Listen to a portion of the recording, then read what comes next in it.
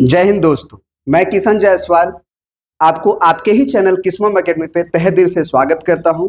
और आज के इस सीरीज में हम लोग 6 to 8 मैथमेटिक्स का जो एक सिलसिला है और आगे बढ़ाएंगे, एक स्टेप और आगे बढ़ेंगे। और मेरे भाई लोग और मेरे सिस्टर्स लोग, आप लोग जो है थोड़ा सा सपोर्ट करने की बस कोशिश करिए, क्योंकि पूरा का पूरा मैथमेटिक्स जो है कंटेंट जो है हम फ्री कर दिए हैं। ऐसा कुछ भी नहीं है जो छोड़ा गया है, ठीक है ना। आप चाहे 6 to 8 का टीचर बनना चाहते हो मेरे भाई लोग, और या 9th to 10th का टीचर बनना चाहते हो, या 11th एंड 12th का, अभी फिलहाल जो वीडियो आपको मिल रहा है मेरे भाई, वो मिल रहा है आपको 6 to 8 के लिए 4 बजे शाम को, 9 to 10 के टीचर जो बनना चाहते हैं उनको 7 बजे शाम को, और 11-12 के जो टीचर बनना चाहते हैं उनको सुबह में 10 बजे। मेरे भाई लोग बस आप लोग सपोर्ट करिए, हम एकदम वैल्यूएबल कंटेंट लेकर आएंगे। और ऐसा नहीं है कि केवल हम क्वेश्चंस जो करा रहे हैं वही कराएंगे, पूरा का पूरा कॉन्सेप्ट हर चैप्टर का 1 by 1 भी कराएंगे, क्वेश्चंस तो कराएंगे ही कराएंगे। एक और बात, जो बीपीएससी क्वेश्चंस ले रहा है उसका कहाँ से ले रहा है वो भी बताएंगे। अगर आप लोग के पास एक बुक होगा, क्या बोलते हैं उसको अभी नाम नहीं याद रहा, पियर्सन का, उसमें से बहुत सारा क्वेश्चंस लिया गया है। फिर आपका जो RS अग्रवाल का बुक है उसमें से लिया गया है। और अगर RD शर्मा ले लो तो उसमें से भी लिया। NCERT से तो बहुत सारा आता ही है, लेकिन उसके अलावा कहाँ से आता है ये जानना जरूरी है, ठीक है ना। और उसी के सारे MCQs हम कराने वाले हैं, साथ साथ कुछ एक्स्ट्रा भी कराएंगे जो कि उससे के तहत आ सकता है। इसलिए मेरे भाई चैनल को सब्सक्राइब करना मत भूलिएगा। पिछले वीडियो में हम लोग 81 तक क्वेश्चंस बना चुके थे। इस लेक्चर में हम लोग 82 से स्टार्ट करेंगे मेरे भाई लोग, ठीक है। अब इस क्वेश्चन में देखिए क्या कह रहा है, इफ द डिफरेंस, क्या लिखा है, if the difference between the circumference and the radius of the circle is 37। तो भैया सर्कल है तो सर्कमफरेंस क्या होता है, 2πr होता है, और माइनस रेडियस के बीच में ना है कि डायमीटर, रेडियस के बीच में। If the difference between the circumference and the radius of the circle is 37, तो ये दिया गया है 37। यूज पाई बराबर 22/7 the circumference of the circle, यानी कि फाइनली हमको r निकाल के 2πr की वैल्यू निकालनी है, ठीक है ना। तो r तो निकालना ही पड़ेगा, तो निकाला जाए मेरे भाई लोग। ये 2 हो गया, पाई का वैल्यू 22/7 और इंटू r कॉमन ले लीजिए आप, तो ये -1 हो जाएगा और इक्वल टू 37। तो ये 22 दूना के 44 हो जाएगा, और 44 - 7 डिवाइडेड बाई 7 इक्वल टू 37। अब 44 में से 7 घटाना है तो पहले 4 घटा लीजिए, 37 होगा। तो r into 37 divided by 7 equal to 37। अब ये इससे कट जाएगा एक बार में, तो r की वैल्यू 7 हो गई। अब रेडियस अगर मेरे भाई 7 है तो सर्कमफरेंस पूछा है, तो 2 इंटू 22/7 इंटू r, यही है सर्कमफरेंस तुम्हारा। तो अब 7 की वैल्यू 7 से कट जाएगी, यानी कि 22 दूना के 44, यानी कि ऑप्शन नंबर मेरे भाई तुम्हारा हो जाएगा ए ऑप्शन, ठीक है ना। कोई दिक्कत नहीं है। अब आगे बढ़ते हैं। देखो अब ये क्वेश्चन जो है वो 82 ही है। आ जाओ 83 पे आते हैं। क्या कह रहा है कि if triangle ABC is right angle triangle at C, तो पहले जितना बोला है उतना बना लो। राइट एंगल कहाँ बोला है, C पे, तो राइट एंगल C पे बना लो, यहाँ C बना लो, ठीक है ना। यहाँ क्या बना लो, C बना लो, और A और B कहीं भी रख सकते हो। ये एंगल 90 डिग्री दिया गया है। फिर क्या बोला, then the value of cos A plus B. अब एक बात बताओ कि A प्लस बी का जोड़ क्या होगा। अगर ये 90 है तो इन दोनों का जो जोड़ होगा मेरे भाई वो 90 डिग्री ही तो होगा।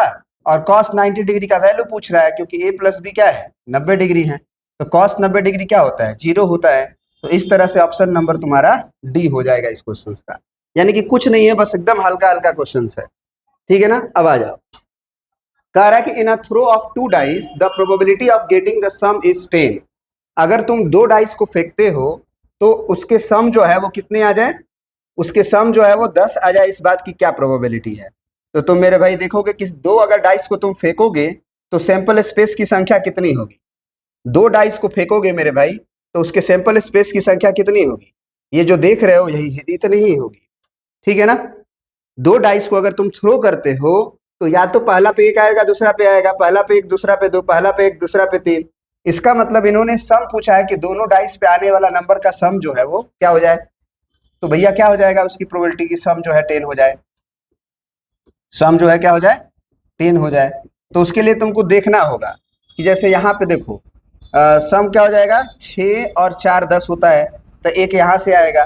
अब 6 और 3 तो 9 ही तक जाता है, तो नहीं जाएगा, यहाँ से भी आ सकता है, यहाँ से भी आ सकता है, यानी यही 3 फेवरेबल आउटकम हुआ। और आने को तो कुछ भी आ सकता है, क्योंकि 36 को इवेंट है, तो 36 में से कोई भी आ सकता है। बात समझ में आ रहा है? क्या होता है probability? Favourable outcome divided by total outcome. Favourable outcome का मतलब जो पूछा जाए, क्या पूछा गया कि getting the sum is 10, sum of 10, 10 का सम आ जाए, तो भैया 10 का सम कैसे आएगा, यही तीनों से आएगा, तो ऊपर 3/36, 3 एकम 3, 3 एकम 3, 3 दूना के 6, तो 1/12 जो होगा इसका आंसर हो जाएगा ऑप्शन नंबर डी। ठीक है ना? अब आ जाओ आगे बढ़ते हैं। ये क्वेश्चन देखो, कह रहा है कि if p is a prime number then of p square and pq is, ठीक है ना? क्या कह रहा है, यदि p एक अभाज्य संख्या है तो लघुत्तम समापवर्तक, इसमें छूट गया है मेरा, ठीक है ना? देन द एलसीएम ऑफ, यहां क्या होना चाहिए, यहां होना चाहिए then LCM of p square and pq। देखो p को पहले ही बोल दिया है कि प्राइम नंबर है। अब जब p प्राइम नंबर है तो अब p को अदर फैक्टराइज तो कर नहीं सकते हो, और p स्क्वायर को देखो तो ये p इंटू p है, तो p अपने में प्राइम है, समझो p अपने में प्राइम है और ये भी p प्राइम है, ठीक है ना? तो यही दोनों फैक्टर बस है पॉसिबल, और p क्यूब भी जो है उसको p इंटू p लिख सकते हो। तो ये सब क्या है, प्राइम है। तो प्राइम अगर है तो इसका मतलब लोवेस्ट कॉमन मल्टीपल, जो सबसे अधिक होता है वही लिया जाता है, क्योंकि वही नंबर ऐसा है जिसमें तीनों से भाग लग जाएगा। और एलसीएम का मतलब ही होता है कि ऐसा नंबर, एलसीएम का मतलब ऐसा होता है कि जो सबका मल्टीपल हो, lowest common multiple, lowest common multiple. तो कॉमन मल्टीपल का मतलब क्या, ऐसा नंबर जो सबका मल्टीपल हो। तो सबका मल्टीपल कौन होगा, p का पावर 3, p का पावर 3 में अगर तुम p से भाग देते हो तो भी लग जाएगा, p का क्यूब में अगर तुम p स्क्वायर से भाग देते हो तो भी लग जाएगा, और p का क्यूब में अगर तुम p स्क्वायर p क्यू से भाग देते हो तीनों से तो भाग लग जाएगा, तो आंसर जो हो जाएगा वो p क्यूब हो जाएगा। इस तरह से आपका ये आंसर हो जाएगा। समझ में आ रहा है ना भाई? ऐसा नहीं ना है कि स्पीड पढ़ा रहे हैं, अगर स्पीड पढ़ा रहे होंगे तो बता देना मेरे भाई लोग, ठीक है ना? बता देना स्पीड पढ़ा रहे होंगे तो, कमेंट में एक बार कर दोगे तो हम और स्लो हो जाएंगे। चलो आ जाओ आगे। The area of the circle that can be inscribe in a square of side 10 centimetre. सबसे पहले ये देखो, तुम्हारे पास एक स्क्वायर है, बात समझ में आ रही है? तुम्हारे पास क्या है, एक स्क्वायर है। अब स्क्वायर की खासियत क्या है, बोलो, कि सर्कल जो है इसमें क्या है, इंस्क्राइब। सर्कल क्या है, इंस्क्राइब। देखो, the area of the circle that can be inscribe, यानी कि सर्कल जो है इसके अंदर है, सर्कल जो है इसके अंदर है, ये बात समझ में आनी चाहिए। और स्क्वायर है तो तीनों साइड को टच भी करेगा, और स्क्वायर का साइड कितना है, 10 सेंटीमीटर। तो अगर ये पूरा 10 सेंटीमीटर है तो अगर तुम सेंटर से यहां तक देखो तो ये 5 होगा। बात समझ में आ रहा है? एरिया ऑफ द सर्कल, तो पाई आर स्क्वायर कर लो, पाई में ही आंसर दिया है, तो पाई इंटू 5 का स्क्वायर यानी कितना, 25 पाई। 25 पाई किस में है, इसमें है। मेरे भाई समझ में आ रही कि नहीं आ रही बात? The area of the circle that can be inscribe in square of the side 10 centimetre, तो हो गया। और सेंटीमीटर स्क्वायर तो करते ही हो। चलो आगे बढ़ो। अब आ जाओ 87 नंबर क्वेश्चन पे मेरे भाई।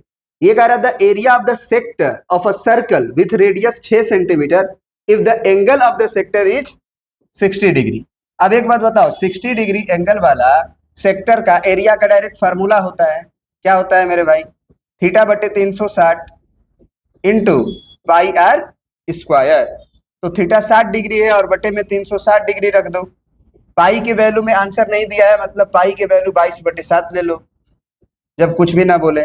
और रेडियस की वैल्यू क्या ले सकते हो, 6 सेंटीमीटर, तो 6 गुना 6 हो गया, तो ये 0 से 0 गया, 6 36 गया, 1 6 से 1 6 गया, तो 22 छक्के कितना होता है, 6 दूना 12, 6 दूना 12 1 13/7, ठीक है ना? तो 132/7 जो है वो सीधा सीधा तुम्हें दिखाई दे रहा है, 132/7। तो बी ऑप्शन इस क्वेश्चन का आंसर हो जाएगा मेरे भाई। अब आ जाओ अगला क्वेश्चन पे। अगला क्वेश्चन क्या कह रहा है, देखो, n+1 का whole square -1 is divisible by 8 if n is. अब देखो ये क्वेश्चन खास हो जाता है।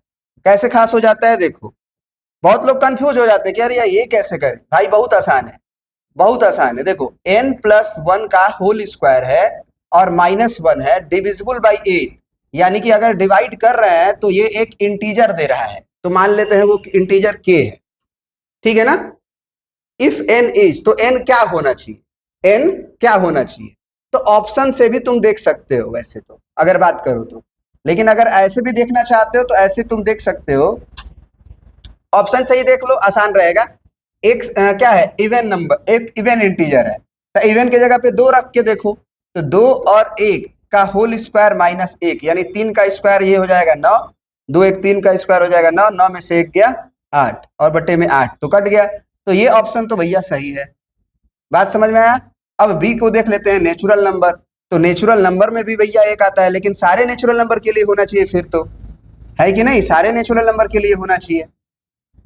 तो अब जरा देखते हैं कि क्या हम लोग जो है इवन नंबर जो है 2 डाले थे, n बराबर 2, इसके लिए तो काम किया था, n बराबर 1 के लिए काम करेगा कि नहीं, तो 1 और प्लस 1 का whole square minus 1 divided by 1, तो 1 1 2 होता है, 2 का स्क्वायर हो जाता है 4, 4 में से 1 गया 3, और नहीं कटेगा फिर, तो ये भैया ऑप्शन कट गया, प्राकृत संख्या वाला। इंटीजर वाला भी कट जाएगा क्योंकि 1 के लिए नहीं हुआ।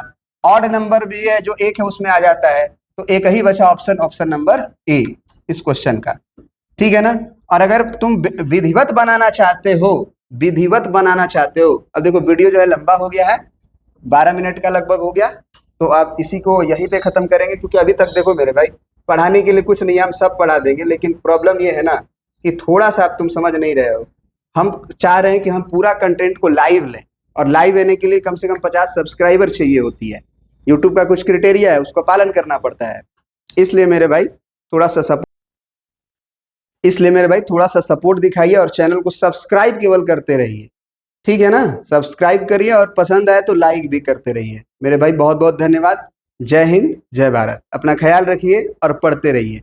पूरा बीपीएससी के मैथमेटिक्स जो है वो फ्री दे रहे हैं हम अभी, ठीक है ना, कोई कॉस्ट नहीं ले रहे हैं, तो इसलिए मेरे भाई आप लोग उसको इज्जत दीजिए। इज्जत दीजिएगा तो आप कहीं से मिला भी लीजिएगा ना, कहीं से आप कभी कभी कोर्स भी खरीदे होंगे तो उसमें सारे टॉपिक नहीं पढ़ाए जाते, कुछ छुड़वा दिए जाते हैं, वो पता भी नहीं चलेगा आपको। जैसे शेयर एंड डिवाइडेंड बहुत सारे कंटेंट में होगा ही नहीं, शेयर एंड डिवाइडेंड, लाभांश और बट्टा वाला जो सवाल होता है मेरे भाई, वो सारा तुम्हारा भाई पढ़ाएगा, बस तुम लोग सपोर्ट करते रहो, ठीक है ना। धन्यवाद। जय हिंद, जय भारत।